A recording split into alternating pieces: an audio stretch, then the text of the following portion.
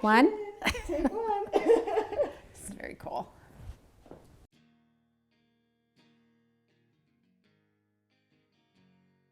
I'm Karen Bannon. I have a daughter, Erin. She was born in 1993. She has an older brother, John, who was born in 87. I've lived in Flagstaff for 46 years. It's kind of crazy when you think about it. I came up here to go to NAU and just never left. But I was the parent who would go in and say, I have 2 children who qualify for special ed. One is gifted and one isn't. But I want to say at about a year, I had some suspicions that she might have a disability or there was something going on. She didn't crawl until she was I think it was like 13 months. She didn't walk until she was almost 20 months. I started her in early physical therapy, went through all the things that you go through that Flagstaff had to offer, like early childhood intervention and things like that. Basically, she was delayed in her speech, in her walking, and just she didn't hit her developmental milestones like normal. At 12 months, her pediatrician said she might have something like autism. But at the time, autism was not, there was nothing really known about autism, even in 93. She would be up like 11 to 15 times a night. She just never slept. She would get really wound up.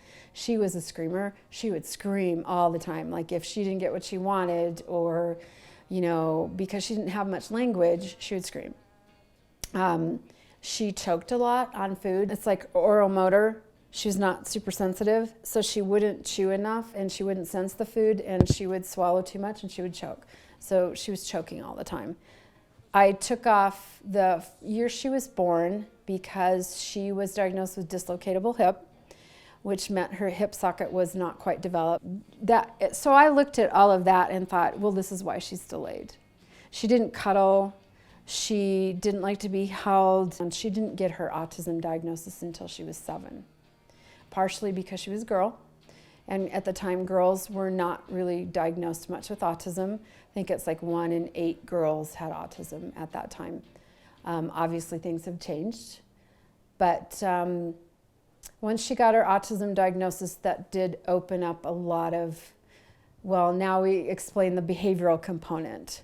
It didn't really get her a lot of more services because there just weren't services. They didn't have what's the ABA training, which is applied behavioral analysis. They didn't have any of that, especially in Flagstaff, because they just didn't know enough about it. The frustration of not knowing was really difficult for me. And I come from, family that think knowledge is power. The more you know, the better off you are. You have to have answers for everything because honestly, that's how you control your destiny kind of thing. Because I got anywhere from she is profoundly mentally retarded, which is not a term that, a phrase that is used much anymore. And that was from a developmental pediatrician here in Flagstaff who spent an hour with her, and she was like 18 months, and he made that. We went to Phoenix Children's Hospital and saw a psychologist down there who diagnosed her with other syndromes that it turned out she didn't have. So when we got the autism diagnosis, it was kind of a relief in a way, but it didn't really explain everything. I thought at the time it did. Having had COVID in November of last year and now having post-COVID psychosis and delusional thinking, probably she had some mental illness going on as well. We just didn't know. She was too young. She was diagnosed with mild to moderate cognitive impairment, and autism. And it was called atypical autism because she has good eye contact and she was pretty social. And she was pretty verbal. She has been pretty verbal, but that was the thing. One of the things that I really focused in on, being a daughter of a teacher and, having a son who started talking really early, knowing those developmental milestones, we really worked on her speech. And things like that, just intuitively. I did that before I knew that there was a diagnosis. I worked on eye contact before I even knew that with autism it was a thing. It probably helped her function at a higher level than she really is capable of. So she had really good expressive language, so her output was really good, but what she understood wasn't as good. I spent the first probably 10 years of her life trying to get answers, trying to get therapeutic interventions, trying to always working on getting help for her. And one of the biggest regrets I have is that I didn't spend more time just being with her and just playing with her. You know, I was trying to fix her. So you get services from 0 to 22. School district is supposed to provide services to 22, but once these kids age out, the services just fall away. And I swore that that wouldn't happen to Erin. And so I fought and struggled and gotten her as many resources as possible, but she fell off too, and services just kind of fall away. She was not frequently in integrated settings. They would try, but she would just get overwhelmed and then have behaviors. And so it was really hard for her. You know, inclusivity in public education is really important, but I always kind of held the belief that she didn't benefit from being in noisy environments, and a public school is a really noisy environment. Erin was a very sensory, she pinched. And she learned that pinching people when she was little would get a huge reaction. And so she pinched a lot, and nobody knew what to do with that. And that's kind of been the hallmark, because she was a girl diagnosed with autism who was also aggressive and would pinch. People didn't know how to work with her, what to do with her. It was, for years I was told, she's unique in a population of unique people, and it's like, you don't want to hear that as a parent, because that's just, we don't know what to do. We've had really good behavioral interventionists. She's had some really good aides, but they have been the exception, not the rule. As this severe auditory processing deficit she has, and how freaked out she gets with noise and sensations and sounds and movements, you know, being in a huge crowd of people was really hard for her. It was traumatic. And I look back on her life, and so much of her life has been trauma for her. Because we're trying to take somebody, and this is a hallmark for many people with autism, especially the sensory piece, is we're taking them and putting them in a really chaotic environment, and that's not the best placement for them. You know?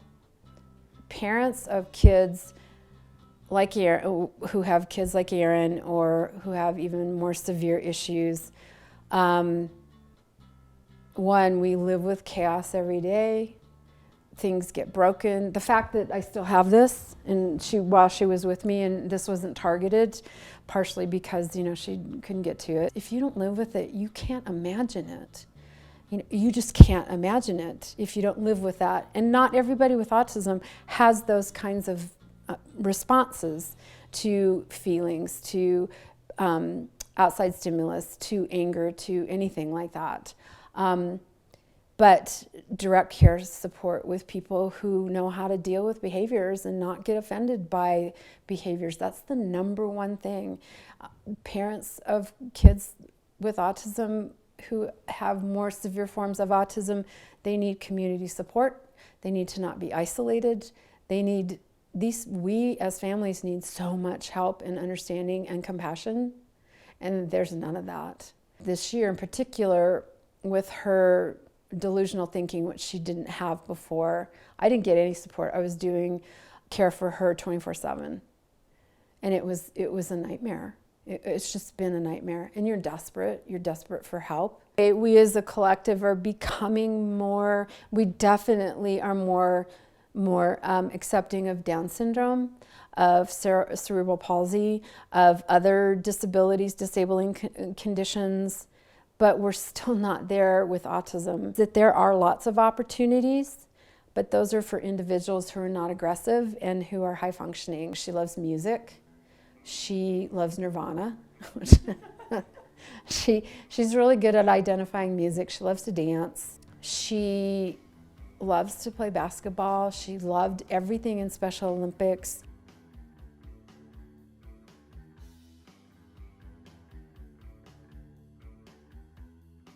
She used to ride her bike sometimes 10 miles a day. She would like to go to dances that they had for the disability population. She loved hanging out in my classroom.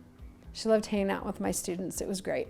But there's a lot of stuff she liked to do that she's just not really able to do. She has a love-hate relationship with the world where she wants to be a part of it, but then at the same time it's really hard for her because of the sensory overload. But almost any sport she would like. She loved her trampoline. She loved to swing. She liked to go bowling, but that's where she would have behaviors because of the noise, you know. And she really liked swimming. She really liked snowboarding. One of the misunderstandings about individuals with autism is that they don't have emotional attachment to people. And that is just, you know, it may seem that way, but it's just so untrue. Because the attachment that so many of these children have to their parents is just huge. It's just, I'm gonna cry. I think when people look at Erin and think autism, that she doesn't have feelings, and her feelings run so deep, and it's so hard for her. But, I need a moment. That's a huge misunderstanding. It's just we as a society don't take the time to even look at kids with severe autism. We're offended. We feel like parents aren't disciplining their child enough, or, you know, they shouldn't be in public, or, you know, and that lack of compassion is just, it just floors me. Yeah, I am not the parent who says, my daughter has this disability, I've become such a better person because of it. It's like, that's a load of crap. I don't feel that way at all. If I had a magic wand, I would take her autism away and her other disabilities away because it causes her so much suffering. I took 3 years off from teaching. I was partially fighting the legislature to get her accepted onto the DD rolls. I wasn't the only parent, there was a group of parents doing that, so that she could get early intervention services through the state, which opened up doors to like get early intervention from NAU. So when Erin was young, I got my master's in low incidence disabilities, specifically because I wanted to know more about autism. And it was more for her, but it obviously was more for me. Knowledge creates more awareness, and it does create compassion, and it does create where you can look at your students with disabilities with through a different lens. But when I started my master's, autism was low incidence, and it is now no longer considered a low incidence disability. So that's how much things have changed. I've been really resistant to embracing, you know, her disability, and instead spent a lot of time trying to fix it. You know, that was my way of dealing with it, between therapy and trying to find answers.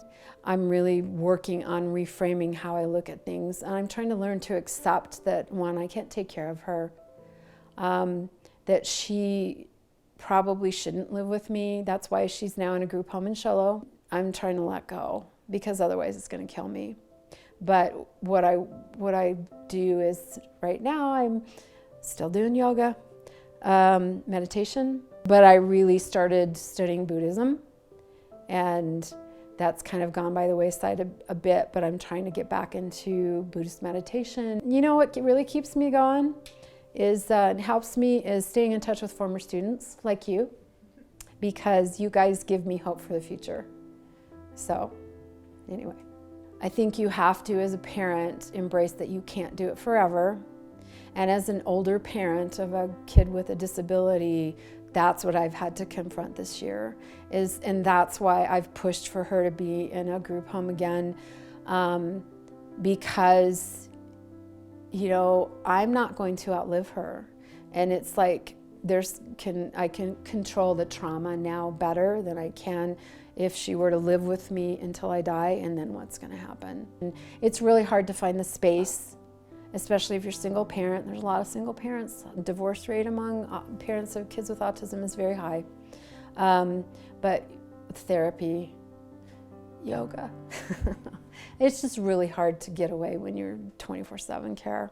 Self-care, it's really important. But I think the biggest thing is you have to cut yourself some slack and have some compassion for yourself. I think there's a huge guilt component too, where we feel like we are the only ones who love our kids and can take care of them.